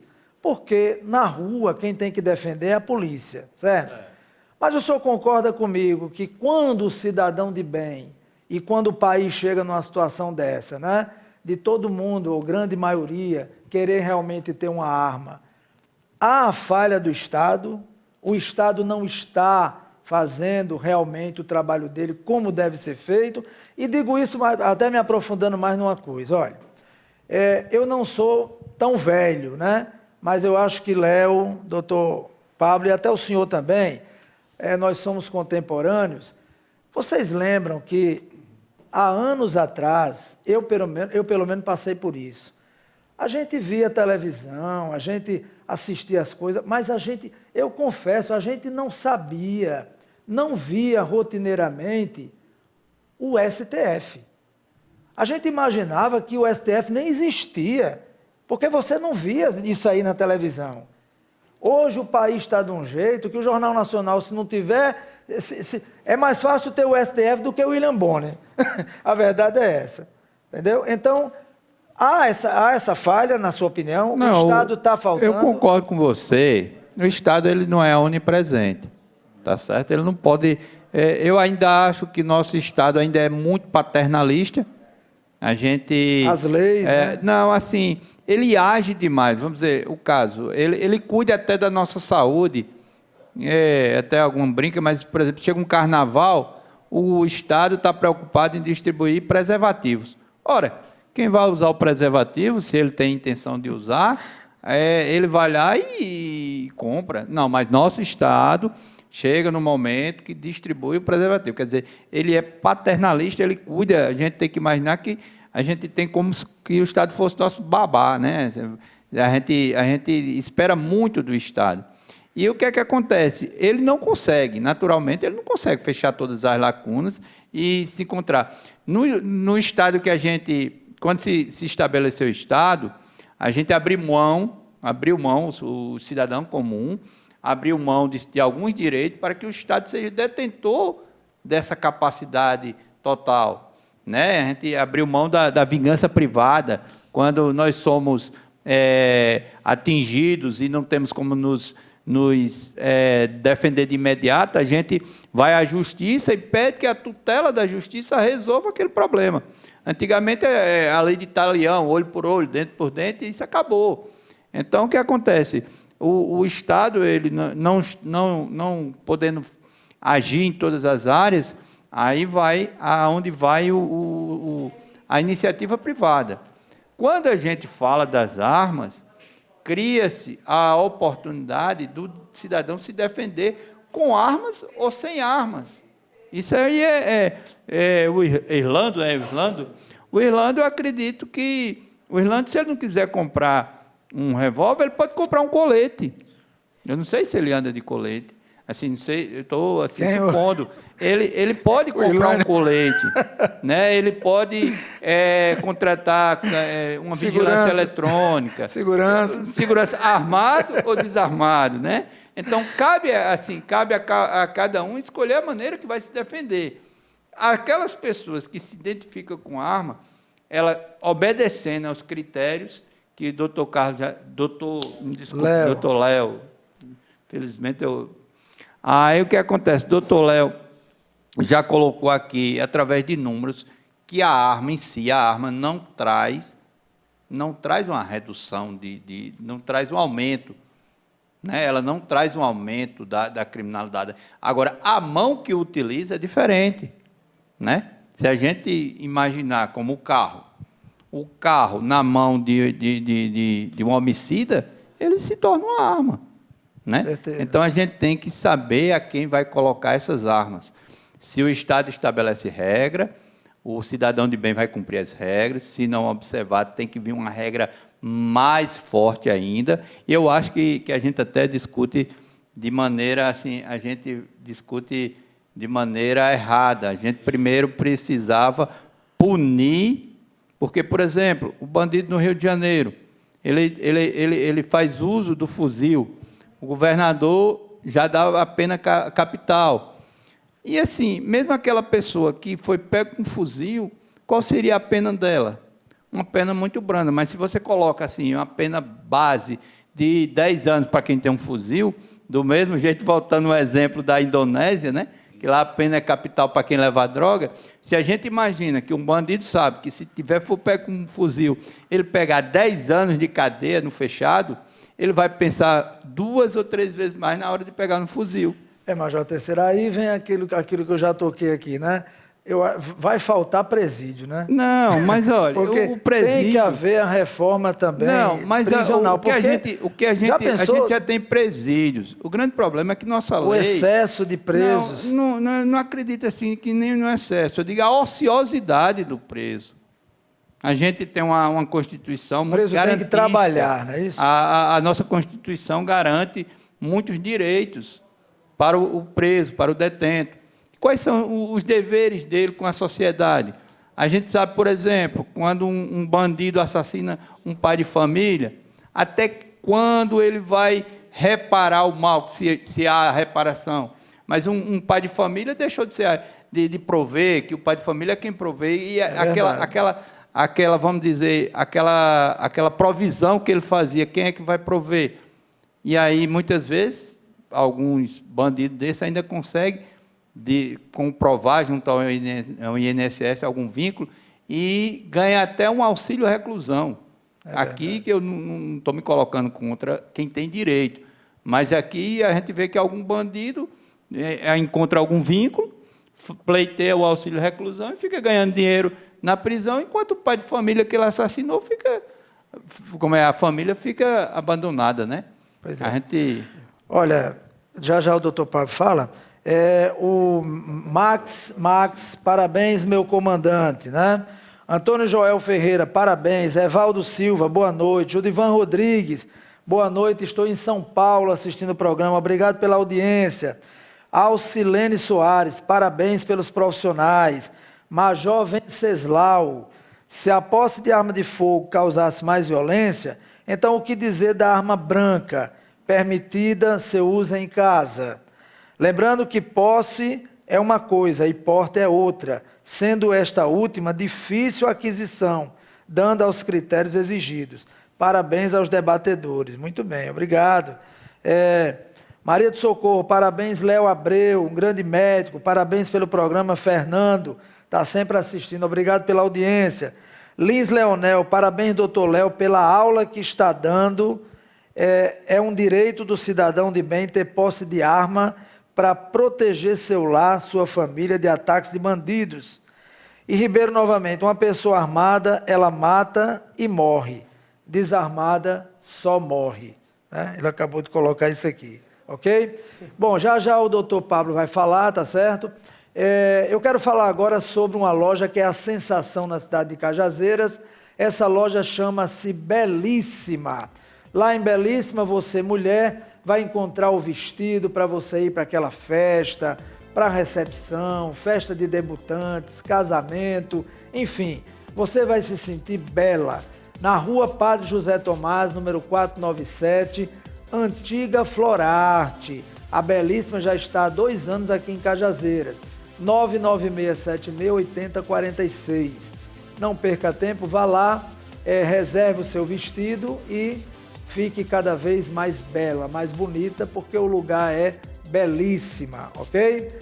Muito bem, quero falar também agora sobre mais um lugar para você se alimentar bem, um lugar para você que procura lugares adequados para comer bem. Nós temos a Casa das Massas, né?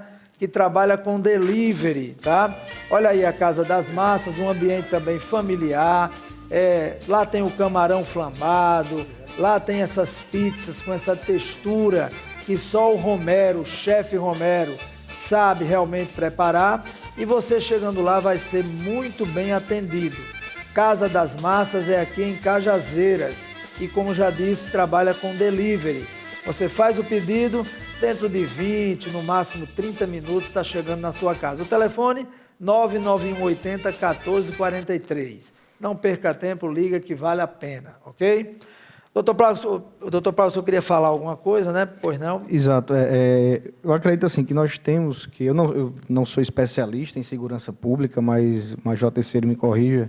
Nós temos que dividir, a população tem que entender que tem que ter a divisão, eu acho que o governo federal está fazendo isso, a questão da divisão em medidas a curto prazo, que são essas medidas de contenção, investimento em segurança pública, né, investimentos em equipamentos, em tecnologia, e também em medidas sociais, como educação, melhor infraestrutura, você conseguir tirar aquela pessoa que cometeu um crime, que ele possa ressocializar. Hoje, nossas cadeias, da forma que está, em só está trazendo benefícios para os presos, eu não acredito na ressocialização. São pouquíssimos aqueles que conseguem sair de uma cadeia e conseguem ressocializar em não cometer crime. Está aí o pacote anticrime, daquele que reincide, dele ter uma pena, realmente está seguindo aquela pena que foi determinada. Nós vemos hoje aí a quantidade de pessoas que, pelas leis frágeis, estarem cometendo crime recorrente, não tem mais medo de nada, o Estado não está conseguindo, acabou a proteção das pessoas, não temos mais isso. Então, a gente tem que estar pensando nas medidas, digo, imediatistas. Nós temos o direito de defesa, o Estado está atuando com medidas mais fortes, enérgicas, e a questão de também trabalhar com a parte da educação básica, né? Nós temos aí 12, 15 anos que a nossa educação praticamente não teve melhoras nesse... Pode ter tido mais investimento, mas não teve melhora na questão do nível de alfabetismo, das pessoas se formar. Então, a educação básica, o governo federal vai estar investindo muito, principalmente agora, a questão de leis mais duras. Então, são uma série de coisas que vamos tentar ver se consegue estar melhorando com o que está acontecendo aí. Eu queria complementar o seguinte: eu acho que existe uma coisa subjetiva que se chama punibilidade, sensação de punibilidade, né? Ou seja, você vai cometer um crime, eu vou assaltar uma casa. Será que o dono da casa tem uma arma e vai reagir contra mim? Será que isso impacta o cidadão de deixar de entrar com essa possibilidade, né? Quem tem uma arma em casa não vai, obviamente, querer que toda noite ou de vez em quando use ela para matar alguém. Como a gente, quando cria um cachorro ou tem uma cerca elétrica, não quer que todo dia acorde com alguém eletrocutado lá no jardim. A gente usa isso como forma do elemento que passa, diga, olha, essa casa eu não vou entrar, porque intimidar, né? Intimidar, né? Criar essa atmosfera de, não, aqui eu... Né? Então, até que ponto os bandidos, ao entrar numa comunidade rural, numa fazenda, sabendo que o cidadão não tem arma, porque o governo proíbe, ele vai ter maior estímulo para poder entrar lá e cometer o crime, não é? Porque as estatísticas estão muito claras. Eu acho que assim, o equívoco de alguém é pensar que discutir desarmamento você está discutindo diminuição de violência. Não é, acho que os dados estão claros. A gente tem que discutir leis, melhora integração melhor das polícias, políticas de investimento para que isso melhore a questão de segurança pública. Até porque quem mora na Suíça ou quem mora em Portugal, que tem zero alguma coisa de homicídio por 100 mil habitantes, não tem nem desejo de andar armado. Para quê? Se não tem necessidade, se o país é seguro, se você pode andar na rua, não vai ser assaltado. E não vai ser assaltado não é porque tem policial em cada esquina, não, que nesse país o contingente de população de policiais é até menor, né? Proporcionalmente. Mas é porque a sensação de segurança é maior. E por que essa sensação de segurança é maior? São leis rígidas, são ações de inteligência das polícias e políticas públicas que garantam essa segurança. Então, eu acho que é isso que a gente tem que discutir, esse pacote anticrime, acelerar as ações da justiça, acabar com progressão para quem reincide, né? Integrar melhor as polícias. Por exemplo, eu vi um dado estatístico, o Major que nos corrija, houve uma redução de criminalidade no país esses primeiros 6 meses de 2019, e aqui na Paraíba me parece que 23%, uma redução de criminalidade. E o que é que houve de diferente? Porque, assim, independente de questões políticas ou partidárias, o governo que entrou agora é uma continuidade do governo do Estado que vinha do passado. Inclusive, eu acho que até a mesma equipe de governo.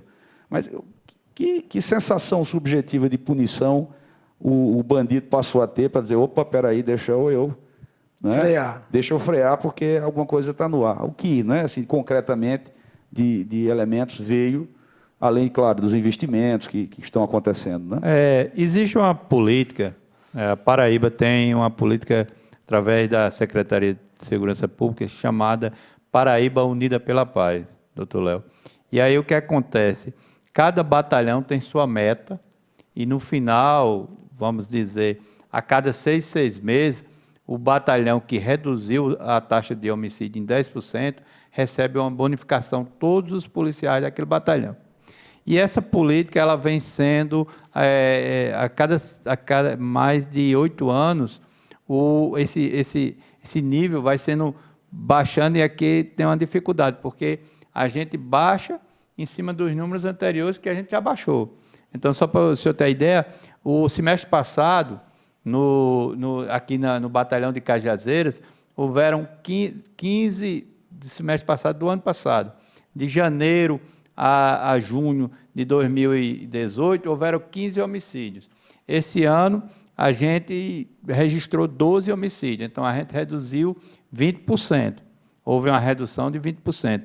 E aí, o que foi feito? Além dessa política de monitorar, que há tempos atrás a gente não tinha esse monitoramento, hoje a gente é mapeado quais são as cidades que têm um maior índice de criminalidade, voltado por homicídio, né? E aí é feita toda essa situação.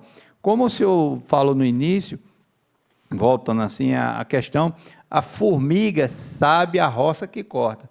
O senhor colocou aí a questão do bandido saber que o cidadão tem o direito a andar armado. Será que ele vai agir da mesma maneira? Será que ele vai entrar naquela casa sabendo que o cidadão está armado? Então, antes disso, seria melhor uma lei mais forte, né? Porque se nós tivéssemos uma lei que protegesse o cidadão, que ao entrar na casa do outro, um bandido que entrar na casa do outro, ele ficasse preso, ele passasse um tempo trabalhando para ressarcir o Estado, toda aquela despesa, ele ia pensar muito mais de reincidir, que é o que a gente fica gastando nossas forças com isso. E voltando um bate e volta lá, nós tivemos, na verdade, um dos janeiros mais tranquilos, não só a Paraíba, mas todo o Brasil. E aí qual é o marco que se diz? Entrou um novo governo, entrou-se com outro pensamento. E aí foi o que aconteceu. O próprio bandido disse, epa, vamos ver aí o que é que acontece, como é que esse governo vai. E aí, como todo mundo sabe, nós sabemos que o nosso país ele tem dificuldade de chegar e resolver de imediato. Como você falou no início aqui, o prédio vai ruindo, caindo nos pedaços, até um dia que tomba. É verdade. Né? Então, todo governo também, como entra, ele tem uma dificuldade de implementar. Ele não chega e aqui nossa organização é difícil. Uma lei para ser aprovada, uma emenda à Constituição, está aí. A dificuldade tem que passar na Câmara, da Câmara tem que ir para o Senado em 2 turnos, né? Na Câmara em 2 turnos, depois vai para o Senado, e algumas outras leis comuns ainda vai o crivo do presidente para sancionar ou não. Então, nós temos um sistema que a mudança no nosso país é muito difícil, mesmo que a população queira mudar, o sistema, mesmo que o governante tenha a maior das intenções, mas ele tem todo um arcabouço jurídico que nos engendrou. E aí, tudo que é reforma, alguém diz, não, mas vai ser para um, vai ser para bem, e a gente, às vezes, fica achando ruim que aquela reforma que poderia trazer coisas novas, ela já é bombardeada antes de nascer, porque a dificuldade de fazer qualquer reforma no Brasil é difícil. Muito bem. Bom, você, telespectador do programa Cheque Mate, você das redes sociais, pediu. E o Cheque Mate sempre atende o seu pedido. Afinal, é você que faz o nosso programa. Eu estive na cidade de Triunfo, fui chamado lá para contar a história de uma travesti, né? Ela se intitula Paula Melo. E essa pessoa tem uma história realmente muito comovente, né? E ela é fã da cantora Paula Fernandes. E eu fui até lá para contar essa história e ela fez um pedido. Ela pediu para vir no programa Cheque Mate para mostrar o talento dela aqui na TV Diário do Sertão e eu joguei isso para você, para o público, para o nosso telespectador. E foram mais de 300 compartilhamentos. Todo mundo pedindo, eu quero Paula Melo no programa Cheque Mate. Então será no dia 5 de agosto, já está marcado, e a Paula Melo vai agradecer a você agora. Olha aí. Oi, minha gente, estou aqui muito feliz e grata por vocês terem compartilhado o meu vídeo, da minha história, que no dia 5 de agosto, próxima semana, estarei no programa Cheque Mate. Obrigada, minha gente, que você fez isso por mim. E agradeço muito. Sempre compartilhe, comente, divulgue aí cada vez mais, que eu adoro ser bem agradecida pelo que vocês fizeram por mim. Beijo pra vocês. Então é isso, pessoal. Vocês pediram, o Checkmate vai atender. 5 de agosto, aqui no programa Checkmate, Paula Melo. Então, vamos atender os pedidos de vocês, tá certo? Major Terceiro, por hierarquia, o seu boa noite, as suas considerações finais. Muito obrigado pela presença. É uma honra e espero em breve ter o senhor novamente aqui conosco. Fernando, eu que agradeço e deixar um abraço aí para todos os internautas, especialmente para Cirilo aí, que eu lembrei aqui, é um amigão lá de Conceição. Doutor Léo, sempre passando esses ensinamentos aqui, e Cajazeiras com essa vocação de ensinar a Paraíba, nos ensina até esse momento aqui de olhar para a câmera, de dialogar com as pessoas à distância, né? Que a gente, hoje com o advento das redes sociais, a gente dialoga, né? Eles colocam as ideias e a gente debate. Doutor Pablo aqui, a gente agradece também, a gente veio aqui consumir desse saber, e ao passo que a gente já identifica nele um colega de pensamento, a gente tem o mesmo pensamento, porém a gente sabe que esse tema é muito palpitante, e aqui o papel da gente é simplesmente levar uma visão racional da coisa, deixar o emocional e muitas vezes o político, que às vezes atrapalha, levar o que seria melhor da situação, que a gente poderia deixar para os nossos filhos, para uma sociedade o que seria livre da paixão, livre da política e pensando um pouco na razão. Agradeço novamente a você, a TV Diário, que é um expoente aqui no Sertão. A gente não pode falar de comunicação sem falar na TV Diário. É verdade. E estaremos nesse período que a gente está, eu digo que o batalhão está de portões abertos, né? A gente não tem... Muito obrigado. As portas e os portões estão abertos para você, para qualquer cidadão de bem que deseje algum serviço na área da segurança pública. Muito obrigado. Doutor Pablo Leitão, muito obrigado pela presença, uma honra, e com certeza estaremos juntos outras vezes com outros temas e até com esse mesmo, porque afinal de contas a questão desarmamento não é um programa, são vários programas, né? Por favor, seu boa noite.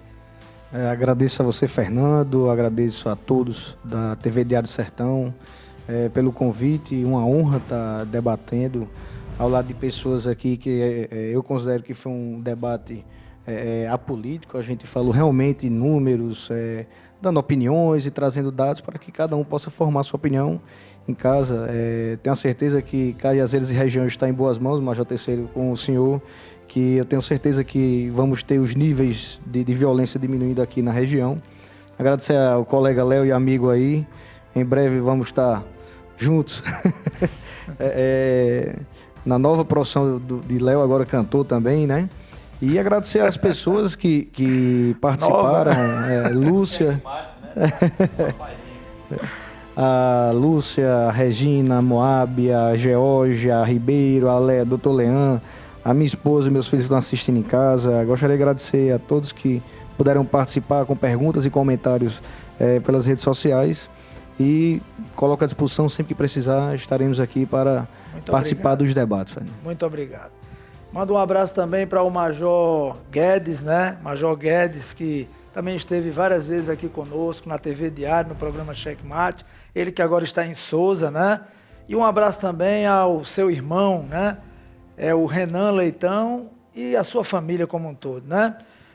Doutor Léo Abreu, já sabe que tem outro dia para vir, né? Já anotei na carteira. O senhor já tem cadeira cativa. Vou passar para Pablo para ele fazer agora às vezes. Olha, agradecer mais uma vez, agradecer a presença aqui de Pablo, a presença do Major Terceiro, tive o prazer de conhecê-lo hoje. E fiquei mais confiante de que nosso batalhão está em boas mãos, né?